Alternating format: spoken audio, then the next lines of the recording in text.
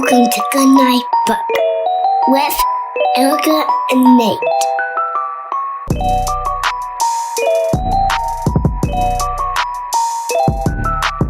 What is Olive going as for Halloween? Oh, thanks for asking. You're welcome. She's going as a werewolf. Oh, nice. But like a kind of like she's verging on like, she's getting to that age where she's like, but I want to be a sexy werewolf, but without saying sexy werewolf. She's like wearing a dress and ripped tights and the like hat with the ears on it that I got her. It's not cool. It's got to be cooler. Uh-oh. So I keep finding myself like marching towards my own personal living hell. How about your kids? 80 doesn't know about it, and we don't know. I don't know what he's gonna be. I have a couple ideas, but we've got a couple costumes, and he might be a cowboy. I don't know, just because we have a hat. But Wes is gonna be a zombie. Oh, cool. That's what she's landed on. That's right. She's pretty obsessed with death, right? Yeah, and the undead and spooky stuff. So she's gonna be a zombie, which means she's gonna be gray. She wants to be gray. Oh, sorry, I forgot about your gray allergies. She also thinks that her clothes are supposed to be gray too for some reason. I'm not sure where that came from. So she's just gonna be all gray. She doesn't want to like. I was like, we could take like get some pants that you don't like or whatever, or that don't fit anymore, and tear them up a little bit. And she was like, no, I don't have any clothes I don't like. So I was like, okay. But she is gonna. We got her. I ordered some brains online for her to carry around. Oh my God, is she into it? Does she know? No. Is this gonna be a fun surprise? Yeah, it's gonna be a surprise to a lot of people. I actually, because it's human brains. Oh. Yeah. Abby normal. Abby something. Abby something. Yeah, we don't say last names here. We don't want to dox anybody. But yes, she's gonna be a zombie, so that's spooky, I guess. Did you ever want to be a witch? I like witches. They always just felt so like, oh, really? Like we're going as a witch with a pointy hat. But now I would totally go as a witch. Yeah, it does seem witches. pretty nice. I like the idea that like ladies inherently are witchy, and that I would still wear the pointy hat, go as the witch. Or I could just like bring my tarot cards around trick or treating and be like, I'm on the spectrum of witch to feminist. Yeah, I think witches were the original feminists, which is why we chose this book, because of our the feminism message of our podcast. It's I would say the fundamental underlying the message of our podcast, the thrust. So we chose for the spooky season also Room on the Broom by Julia Donaldson and Axel Scheffler. Is that his name? Scheffler? Yep. Yeah. Second JD and AS. They did did they do Gruffalo together? They sure did. And Okay. many more. I recognize Axel's name because it was one of the cooler illustrator names. Clement wins for me, but still in the lead. Close second. Yeah. So these people are British, right? Yes. I wanted to give this. There are two versions I found out because I cannot find my copy here. Like I practically have it memorized. So it was okay, but I went and got a PDF of it and I was reading it. I was like, this doesn't seem like, what's a Platt? I don't remember having to describe what a Platt is. The original British version. There was no. The British version says Platt instead of braid, so it's like a whole different construction of that. Oh my gosh, that's so interesting. Oh, I didn't know that. That's cool. Which, I mean, it was written obviously before Great British Bake Off took off, because now I feel like Americans know what a Platt is. We would know. Do the math. It'd be fine. It'd be like, oh, Platt, like a braid. I got it. Like bread. Braid. See, then you can see right there. Word association. And then you're thinking about Paul Hollywood and the handshake and all that. Anyway, so let's go into our synopsis. I almost skipped Yeah, it. that sounds great. Okay, well, I read the non-Platt British one. I mean, for the record, I did too. I'm not going to talk anymore about that version because I hate Platt. You know that. Oliver Platt excluded. Yeah. I love him. He's always fine. He's always fine. That is pretty much exactly right. That's who Olive is named after, right? Yes. Yeah. He's our favorite actor. I mean, who doesn't love him? Witch and her cat, flying on a windy day, expand their family. But when the broom proves too unstable for them all, they outsmart a dragon and get an upgraded ride. They sure do, don't they? They do. Okay, here's my synopsis. A witch picks up too many hitchhikers and can't get her shit together. But when she's attacked by a dragon, the hitchhikers roll up their proverbial sleeves and get dirty. This reads a little more like a log line, but that last part is great. I feel like that's your thing. But when she's attacked by a dragon, the hitchhikers roll up their proverbial sleeves and get dirty. And then it's like, all you ever give me a run around. You know. Wait, is this the Growing Pains song? No, it's the Run Around. It's Run Around. It's like the Blues Traveler song. It's in a lot of trailers. Oh, it's like a classic. Yep. Like, now it's fun summertime or whatever. We're going on this adventure or whatever. So that's mine. Do you have any of it open where you can just read a few bars? Sure, absolutely. Here we go. Mm-hmm. Whoa, it's pretty small. I do have to say that. The witch had a cat and a very tall hat, and long ginger hair which she wore in a plait. Oh no! I read the wrong one. Oh, son of a. You said you weren't gonna. I know, and I feel betrayed. Betrayed. I bet our listeners do too, and for that, I want to apologize. Okay.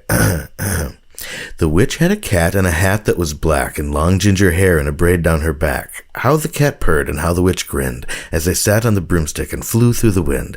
But how the witch wailed, and how the cat spat when the wind blew so wildly it blew off the hat.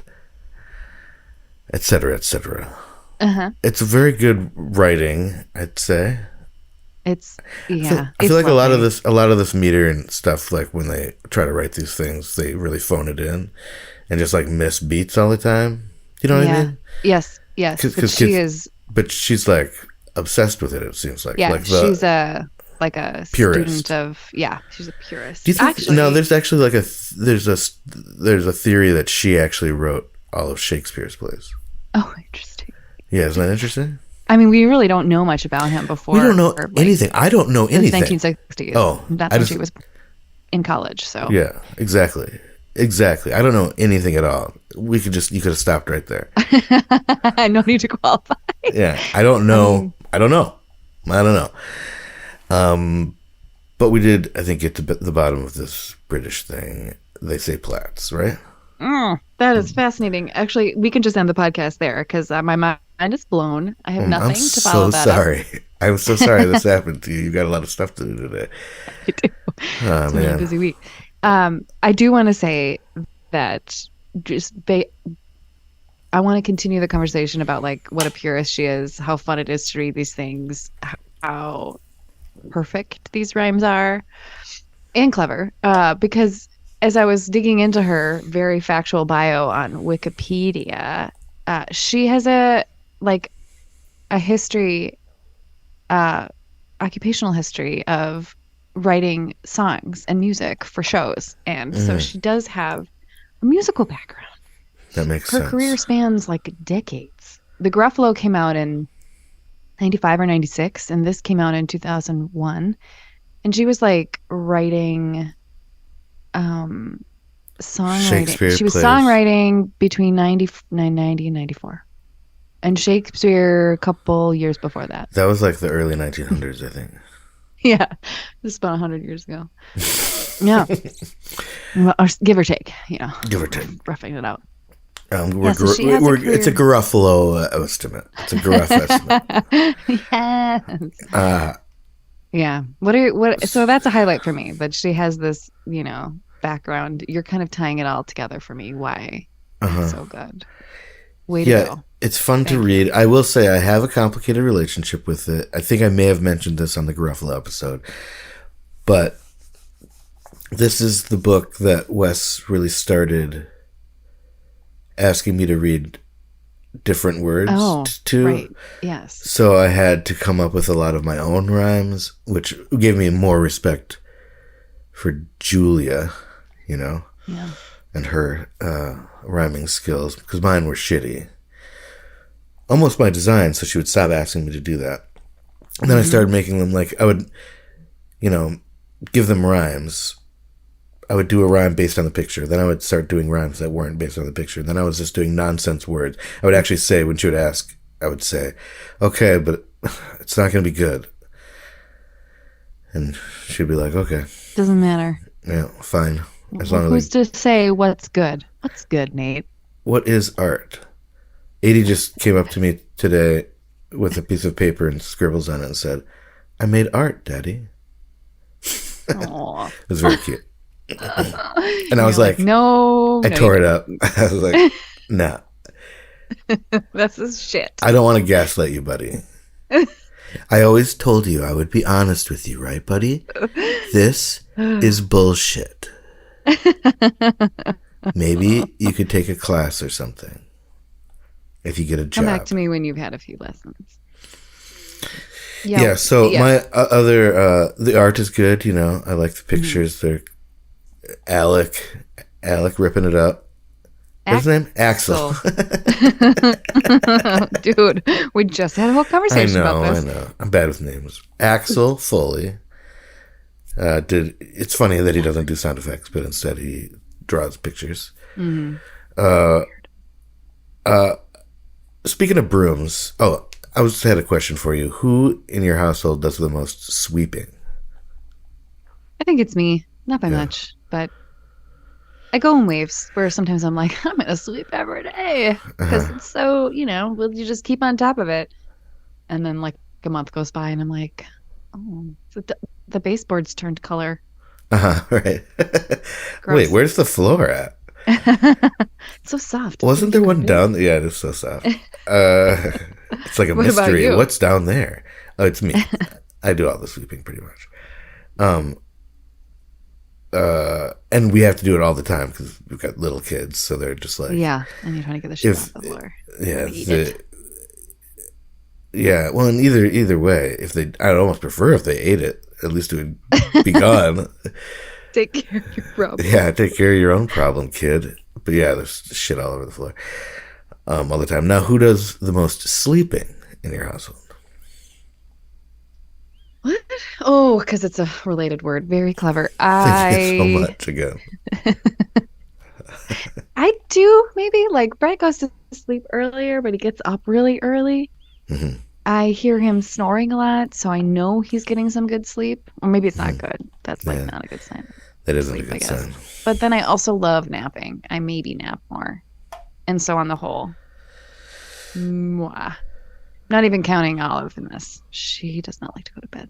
No, so she has the least sleep, you think? Yeah, she's starting to get up a little later to compensate, but... That's good.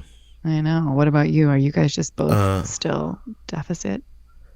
I would say Viv gets the most sleep just because I get up earlier every day. We go to sleep at similar times.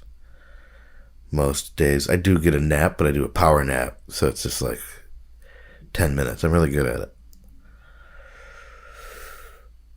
I have a complicated relationship with naps. I want them, and I want them to go on and on and on. And then when I wake up, I'm like, why did you do that? So I get the power nap, but then I just also think, why?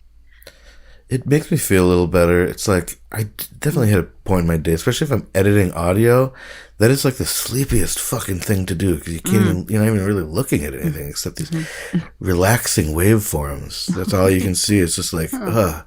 And then you're listening to people talk, which is boring. So it's and so then if I just need to, that's the best when I just need to, and then I can just lay down in Wes's chair. That's where I take my naps. It's funny that I am the one that naps in here now. She will not nap anymore. So, but I'm like, seriously, it's like I started napping in here to like try to convince her or something. Yeah. But no, maybe I'm my the nap napper. vibes will rub off. I do think it's funny how things that put you to sleep during the day will totally fail at night. Like if you were to say try to use those sound waves as like a way to hypnotize yourself into sleep at night, I don't think it would work. I find that things that I'm like reading or something during the day and I'm like, oh, I'm getting a little sleepy. And that doesn't do it for at you night. No, I think I have a really hard time going to sleep at night because, well, first of all, I have terrible like screen hygiene, but also I'm still in that place where I thought you were going to say goes to bed. I thought you were going to say I have terrible screams. So, like, it's hard to go to sleep when you're just screaming for an hour and a half straight. So there's that. Anyway, sorry. I know I maybe should change my primal scream routine to the morning. Actually, Scream Routine was my favorite band in college. Do you remember them? Yes. Yeah, they used to play Orpheum. Yeah, they were folk outfit. John Denver. Anyway, probably. sorry. What were you going to say? Yeah. It's boring. It's less exciting than what we just talked about. Okay. I'll let's say we talked about it, but I cut it out. Okay.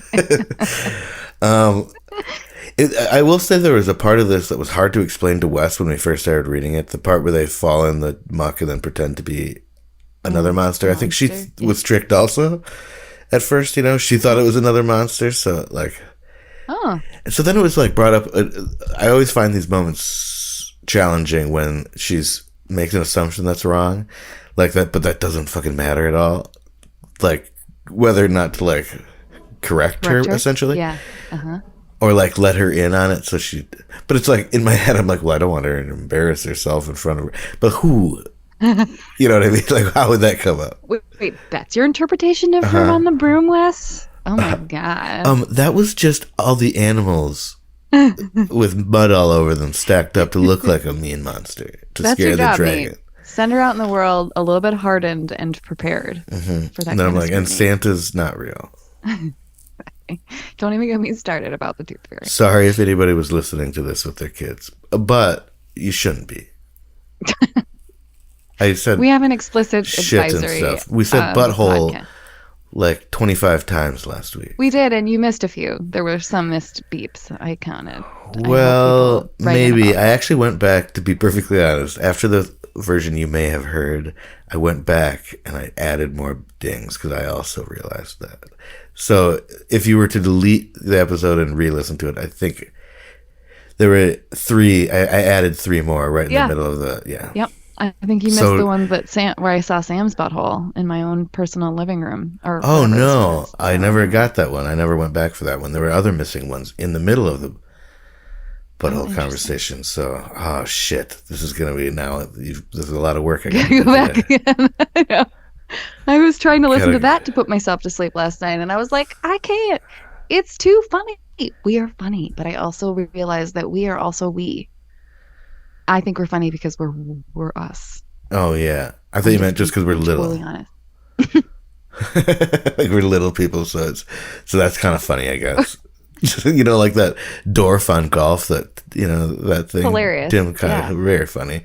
Oompa Loompas kind of funny. I feel like it might be directed at them in a way that I'm not comfortable with anymore. But exactly. Mm-hmm. What else is little and funny? Those not Kevin Spacey. Sorry, not funny. Kevin. Fucking hilarious. What's his name? Kevin Pollak in Willow, and whoever the other guy is. That's right. They play the brownies. Yep. Mm-hmm. They were pretty funny. Who's the other one? Do you know?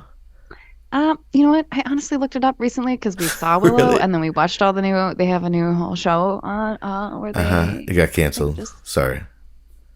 Ooh, what? Willow? No, I think so. So good. Okay, well. You all great. I gotta take a break. I'm sorry. We'll stop down for a few minutes. We're back. Erica is covered in tears, but we're going to power through this to get to the end of the episode. She's a professional. Not like she gets paid for this, but I mean, like in attitude at least. You got to dress for you. Dress for the hey. In my country. Okay, I have a point that I wanted to make. Okay. Everybody get ready. Everybody buckle your seatbelts. All of them. Well, it's not that exciting. But shit. there is a... Let's go back to that olive story that you were going to say. Yeah, so much better. Okay. No, let's go with your plan. Okay. This is a story about the fact that a lot of Julia Donaldson books and Axel Scheffler illustrations were turned into small films, small little movies. The Gruffalo is a really good one. And this one has a great one. Scully's they're all, I think... Yes, Gillian Anderson is the voice of the witch who says about 3 things, which is one of the highlights for me, is that the witch says so little in the book. It's like down and yes and help. Mm-hmm. And then she says a spell and that's about it. And so, but Gillian Anderson just fucking kills it, right? She's the witch everybody wants. She's method. So she was actually a witch for a period of time. Nice. Uh-huh. And the other funny thing about this, have you seen this movie? No, I can't stream it anywhere. I mean, I can buy it. It used to be free, I think, on Netflix a while ago when Olive was little. So we saw them all. And the funny thing about it is they changed the tone a little, where the animals are all really happy to be joining this Broom collectively. The cat specifically is fine with it. In the movie, the cat has their own personality, her, not quite sure, and is resentful and does not like that the other animals are joining the Broom. So that's like a subplot to the movie, is that the cat is just like, ugh, no, I don't like this dog. What? A bird? Mm-hmm. And then doesn't speak about it, but just visually is very resentful. And then by the time the witch is in trouble and they rally, then they all kind of come around and they become one big family. Oh, I see. So there's a little more of an arc there with they add some tension. They do. More tension than just the dragon. Hey man, you gotta know when to hold them. You gotta know when to fold them. And I guess that it might be time for us to fold them right now. That's all we have to say about Room on the Broom by Julia Donaldson and Axel Scheffler. If you enjoy the show, please rate and review and tell somebody you like about us. And if you don't like it, then tell somebody you hate. Stick it to them. For a transcript of this episode or any episode, please send a self-addressed stamped envelope to the address on your screen, and we will send you back a post-it note that just says, no. Until next time, good night, mush. Good night, creepy old lady. And good night, book. The end.